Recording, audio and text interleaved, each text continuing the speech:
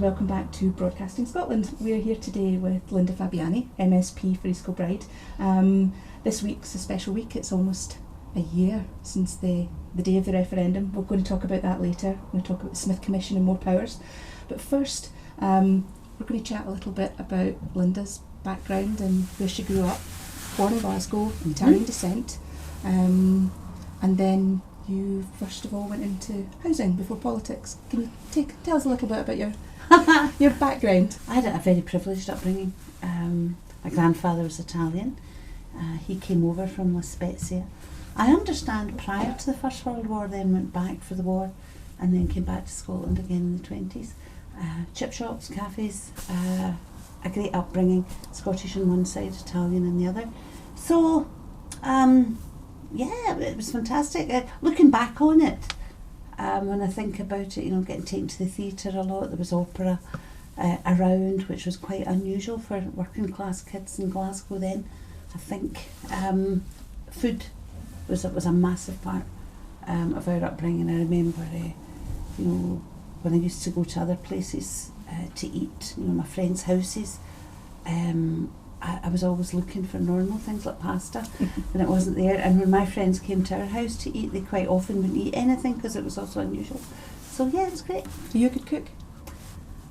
I think I am, but I'm not a sort of gourmet cook or anything. I don't remember not cooking. I just cooked. I think it was because I was always at Grandpa's side, so I cook. But don't ask me to do any of these fancy cupcakes or anything. It's give me a big bun or something. A piece rather than a dainty sandwich. Your first job, your first career was housing. Yeah.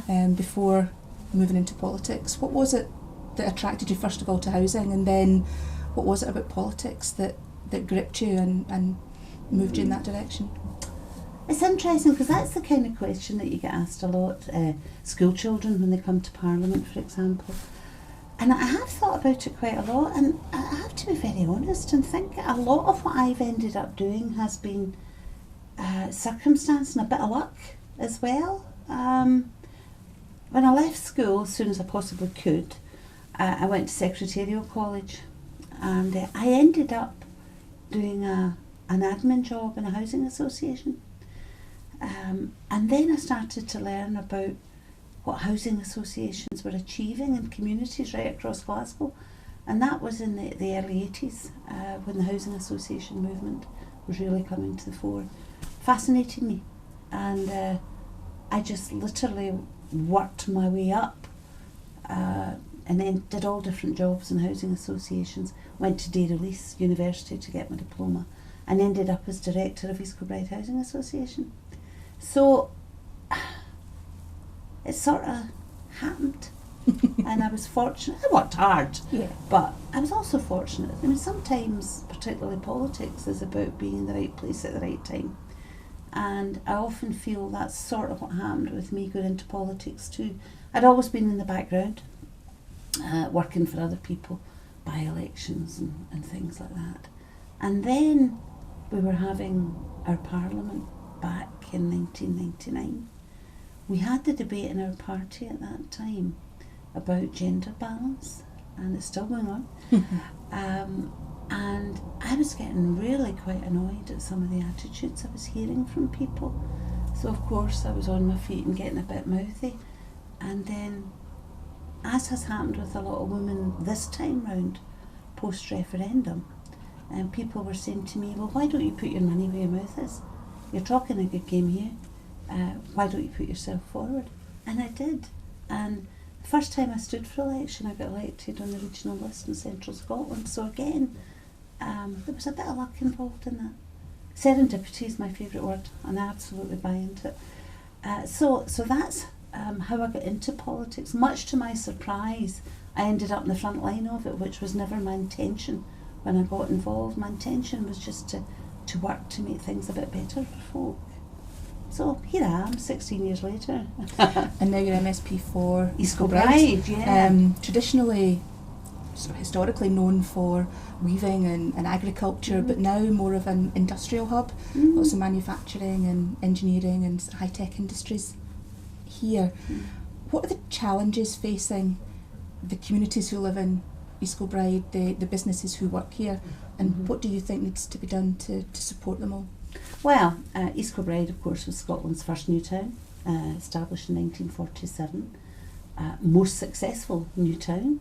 It's not a new town anymore, that's a challenge. When the development corporations were set up for the new towns in Scotland, there was a lot of work done, a lot of business promotion.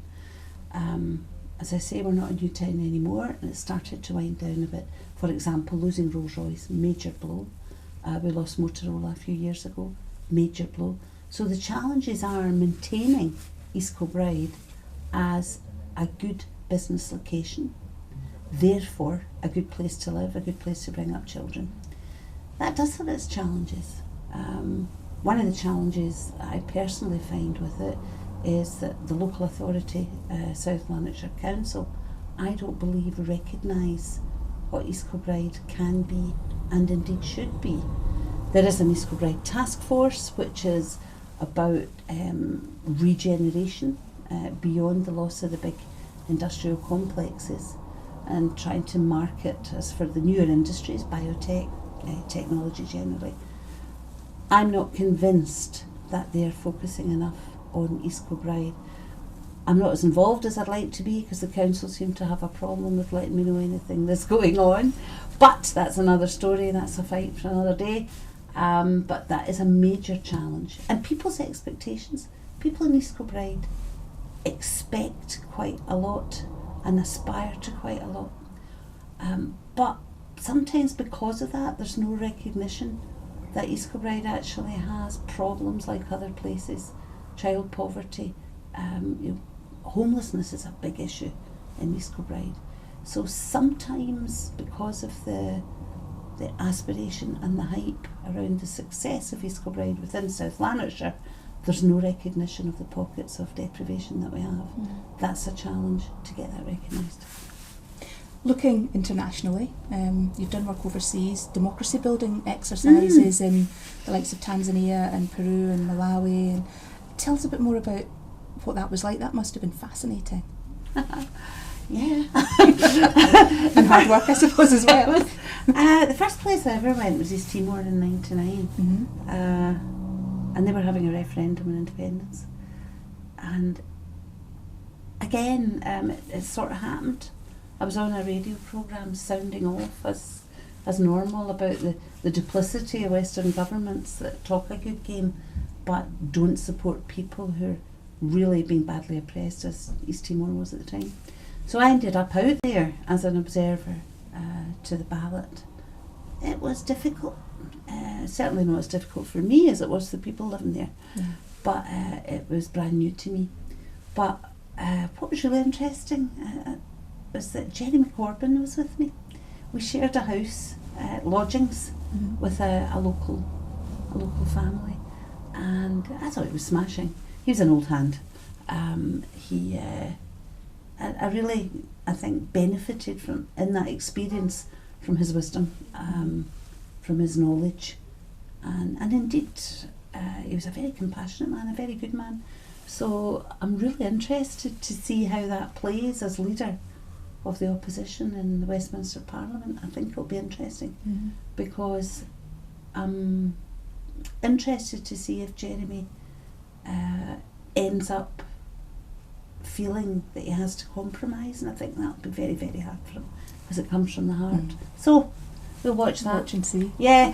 So I ended up doing other things. Yes, I've been in Malawi a few times, Tanzania, different things. Peru, that was a really interesting experience. That was when I've been twice, and quite a nice juxtaposition because the first time I went, the dictator Fujimori was in power, and it was horrendous for people.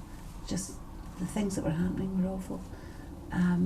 When I went back, Fujimori had been deposed, and there was this freedom of movement, freedom of discussion, which was amazing. And just the difference that made was huge. It's not perfect in Peru yet, there's still big issues, but nothing like it was then. Just the fear that people walked about with was awful. we mentioned obviously your Italian heritage before, and you've worked hard over the years to build relations between Scotland and Italy, and I believe you were awarded one of Italy's highest honours. Oh, is that? It is the Knight of the Order of the Star of Italian Solidarity. Absolutely. I can't say it in Italian, I'm afraid. well, one of my huge regrets has not been bilingual. But yes, I am a Cavaliere, I understand, which is a huge honour. Yeah. I was absolutely delighted. I was stunned by it. And just a few weeks ago, I was also given the freedom of my grandfather's village. Oh, I love it. Which was fantastic as well. And, do you know, you get these things when you're older, and people that it would have meant so much to aren't here anymore, which is quite sad.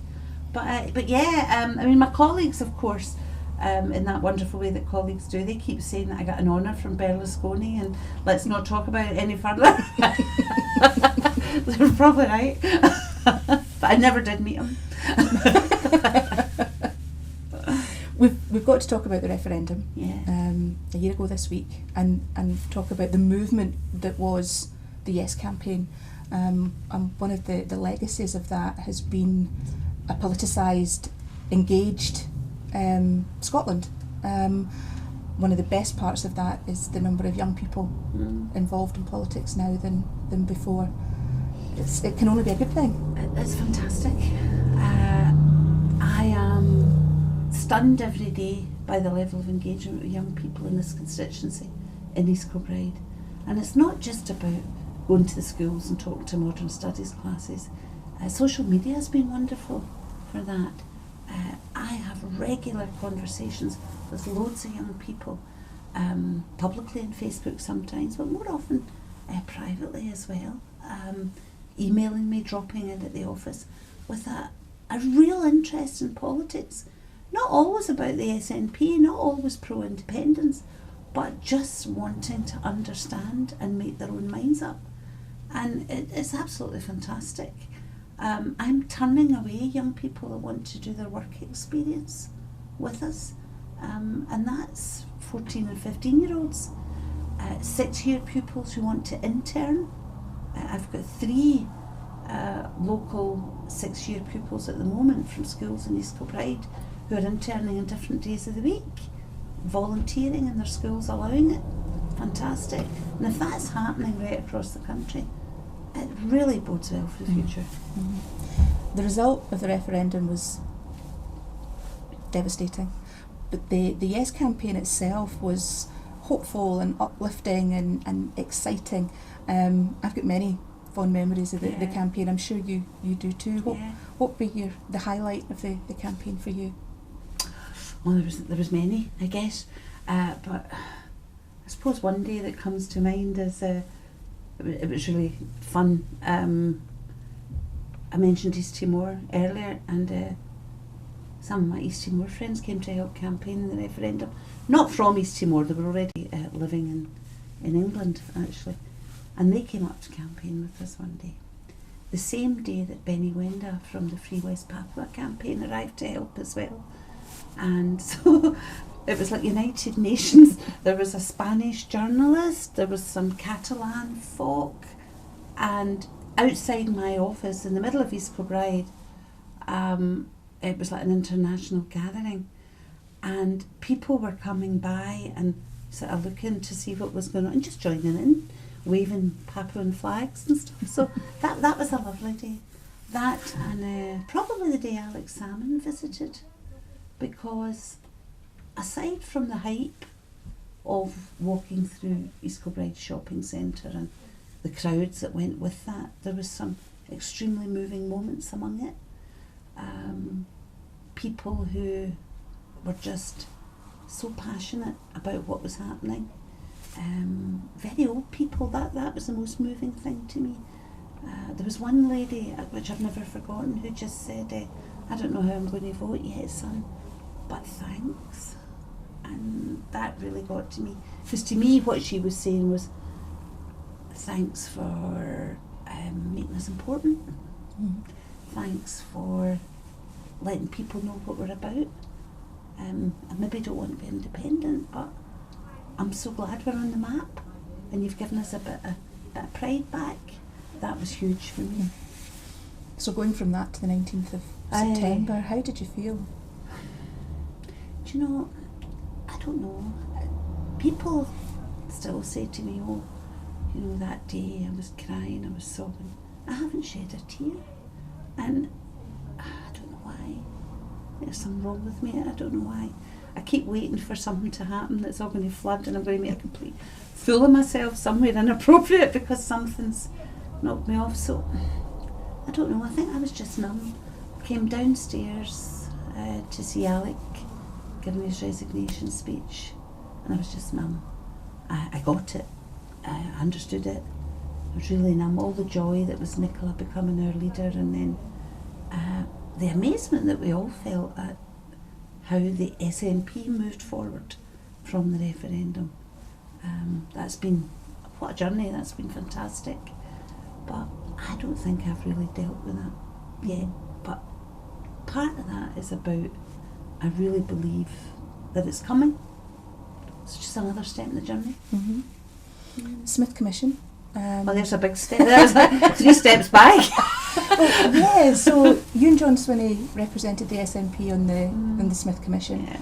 All the hard work, all the negotiating to contribute to that, to now look at the Scotland Bill, and it doesn't seem to represent your hopes or your ambitions during that process. You got Professor John Curtis saying this week that referendum voters are showing a distinct lack of enthusiasm for the Scotland Bill.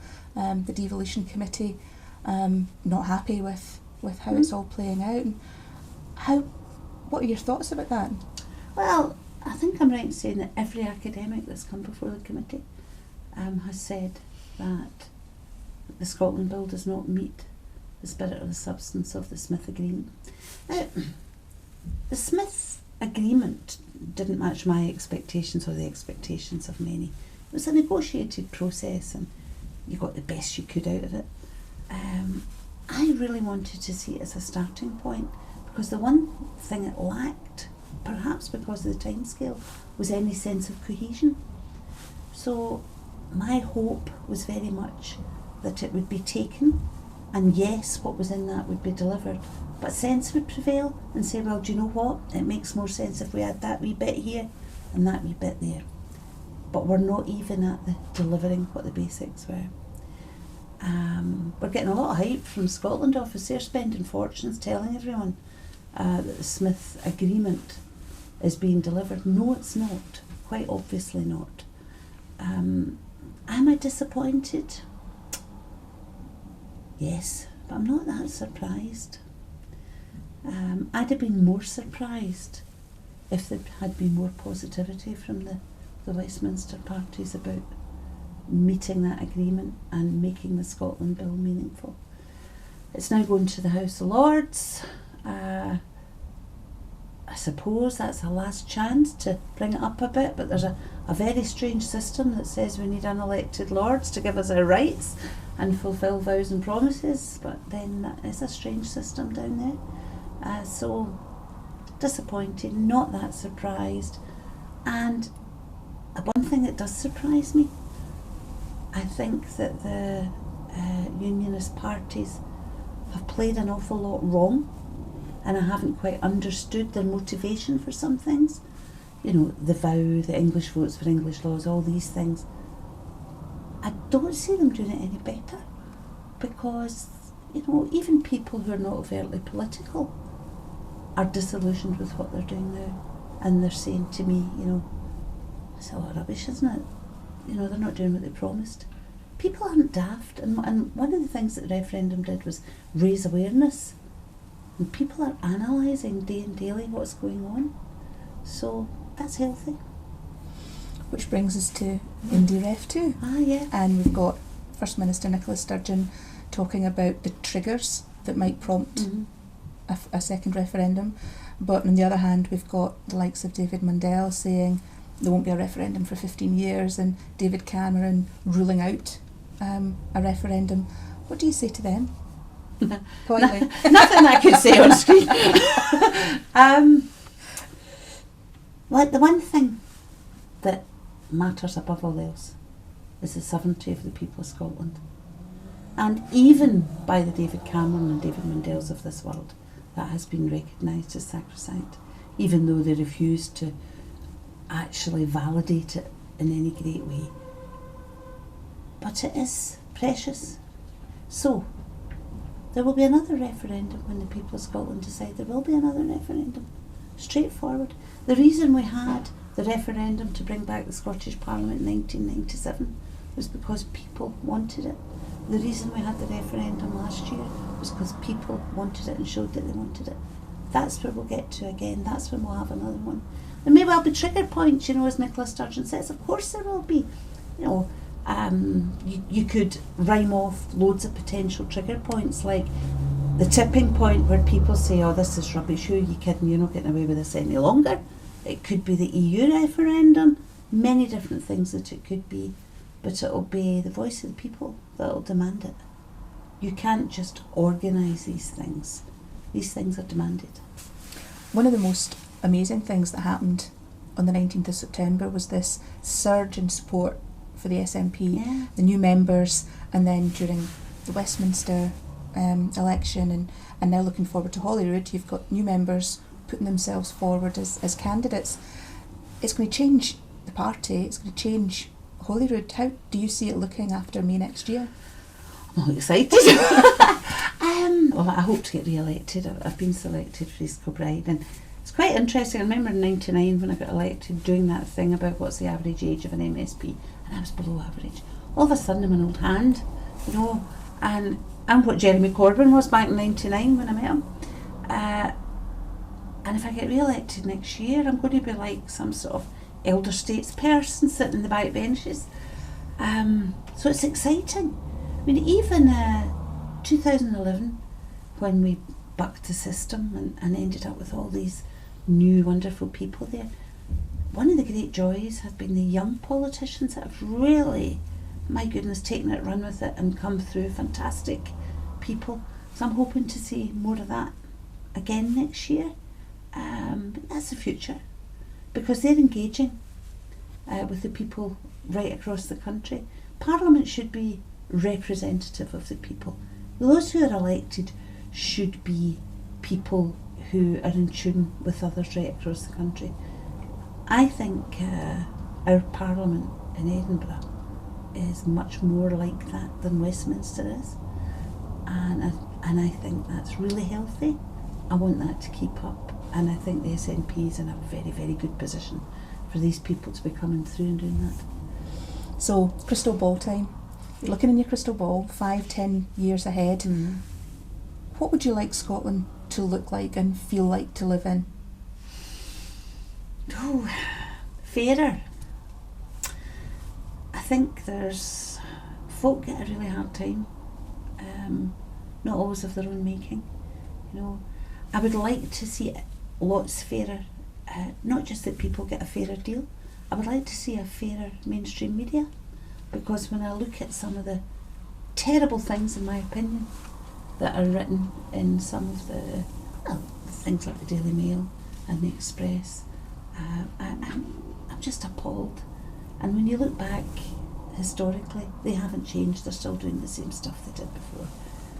They are unfair in what they put forward. I'm not saying I've got an answer, because I don't believe in, that you should be controlling the press. But I would just like people to have a fairer outlook in life and a recognition that everybody matters and everybody deserves a shot. And I don't think everybody gets a shot at the moment. So I would like to see a Scotland where that's recognised. Linda, thank you very much. That's been great. That was our latest video for Broadcasting Scotland. We'll be doing more, and we'd like you to tell us who you want us to interview next. So you can tweet us at Broadcast Scot or drop by our Facebook page and send us a message. Thank you for watching.